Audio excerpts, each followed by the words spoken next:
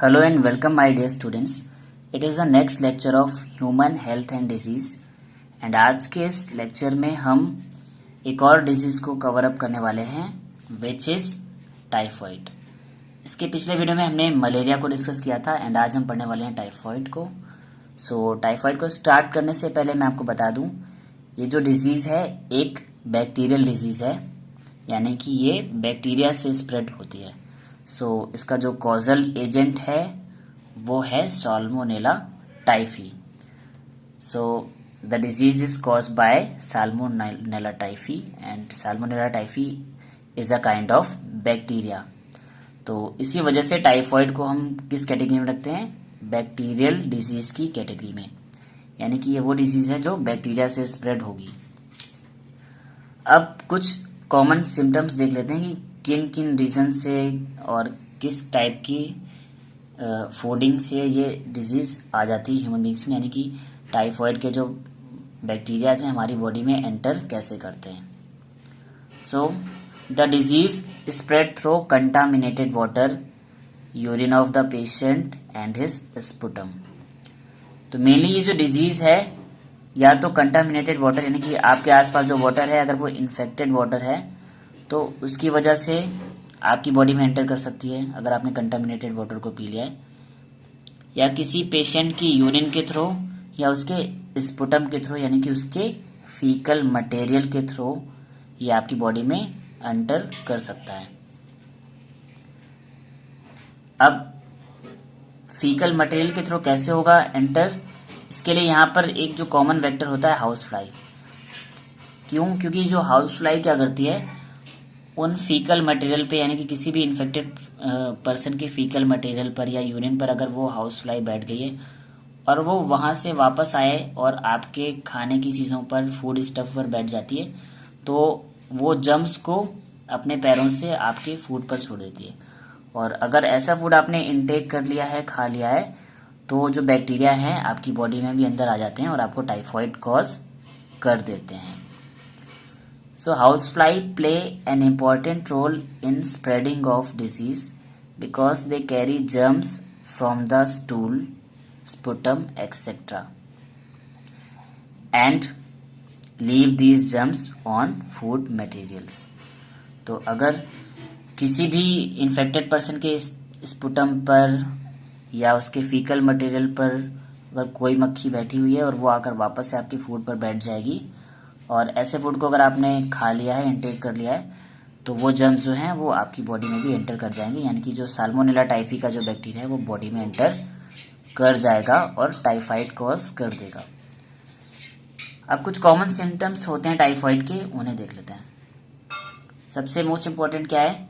Sustained high fever, यानी कि approx हमारा जो नॉर्मल बॉडी टेम्परेचर होता है 37 होता है, यानी कि 98.6 फ़ारेनहाइट, और ये बढ़कर जो हमारा टेम्परेचर है 37 से बढ़कर 39 से 40 डिग्री पर आ जाता है, यानी कि जो बॉडी का टेम्परेचर है अप्रॉक्स 2 डिग्री, या अगर फ़ारेनहाइट में बात करें तो जो हमारा बॉडी टेम्परेचर होता है करीब 100 से 110 तक आ जाता है।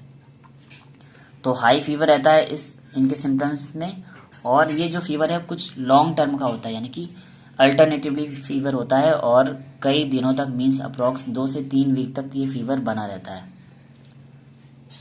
सेकेंड जो इनका सिम्टम्स है, वीकनेस, कॉन्स्टिपेशन, स्टमक पेन, यानी कि बॉडी में वीकनेस फील होगी, कॉन्स्टिपेशन होंगे and stomach pain, headache and loss of appetite, यानी कि सर में पेन होना।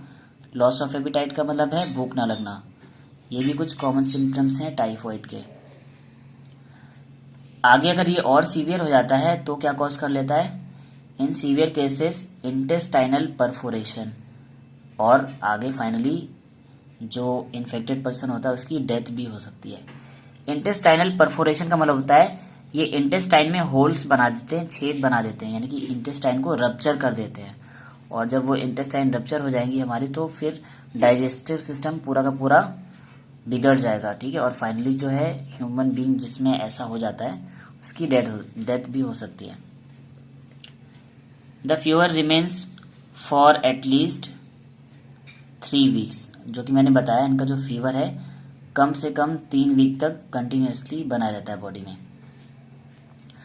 अब इनके कुछ कंट्रोल और ट्रीटमेंट्स हैं, यानी कि हम कैसे इस टाइफॉइड डिजीज़ को कंट्रोल कर सकते हैं, तो उन्हें भी जान लेते हैं। So first of all, people should live in clean environment, यानी कि हमें ऐसे इन्वायरमेंट में रहना चाहिए जहाँ पर ऐसा स्पुटम, यूरिन और ये जितने भी डर्टी पार्टिकल्स हैं ह्यूमन फीकल मटेरियल के, वो प्रेजेंट ना हो, यानी कि आसपास का जो इन्वायरमेंट है वो काफ़ी क्लीन होना चाहिए।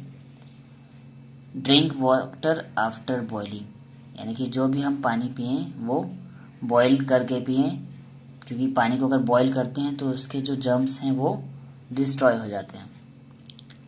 नेक्स्ट पॉइंट है the food material which remain exposed should not be eaten, यानी कि ऐसा फूड मटेरियल जो कई समय से, बहुत ज़्यादा समय से खुला पड़ा हुआ है, ठीक है, यानी कि एयर में एक्सपोज है, उसको ढक कर नहीं रखा गया है, उसमें हो सकता है कि मक्खियाँ बैठी हों, उन्होंने जर्म्स रिलीज किए हों, तो अगर ऐसे फूड को आपने खा लिया तो आपको टाइफॉइड होने के चांसेस बढ़ जाते हैं। तो कभी भी हमको फूड स्टफ जो कि खुला हुआ रखा है उसे नहीं खाना चाहिए।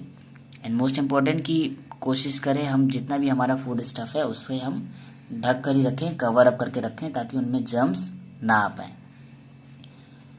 एंड इससे डायग्नोज करने के लिए जो टेस्ट होता है उसे बोलते हैं Widal test. So it is diagnosed by Widal test. ये एक टाइप का ब्लड टेस्ट होता है जिसमें कि हम नॉर्मली टाइफॉइड के बैक्टीरिया का जो लेवल है वो ब्लड में चेक कर लेते हैं, और उससे हमें पता चल जाता है कि जो पर्सन है वो टाइफॉइड से अफेक्टेड है या नहीं है। सो इस वीडियो में हमने एक और डिजीज़ कवर कर ली विच इज़ टाइफॉइड। सो ये वीडियो आपको कैसा लगा कमेंट करके बताएं, एंड अगर ये वीडियो आपको समझ आया तो उसे लाइक करें एंड ज़्यादा से ज़्यादा स्टूडेंट्स तक शेयर करें। साथ ही चैनल को सब्सक्राइब कर लें एंड बेल आइकन को भी प्रेस कर लें, ताकि आने वाले अपकमिंग वीडियोस की नोटिफिकेशन आपको टाइमली मिलते रहें। एंड इस डिजीज़ वाले चैप्टर में टाइफॉइड से पहले हमने मलेरिया को डिस्कस किया था, जो कि एक वायरल डिजीज़ थी। सो अगर आपने मलेरिया वाला वीडियो मिस कर दिया है तो आप डिस्क्रिप्शन बॉक्स पर दिए गए लिंक पर क्लिक करके पहली डिजीज़ मलेरिया है उसे भी आप देख सकते हैं। सो आज की क्लास में इतना ही। Thanks my dear students.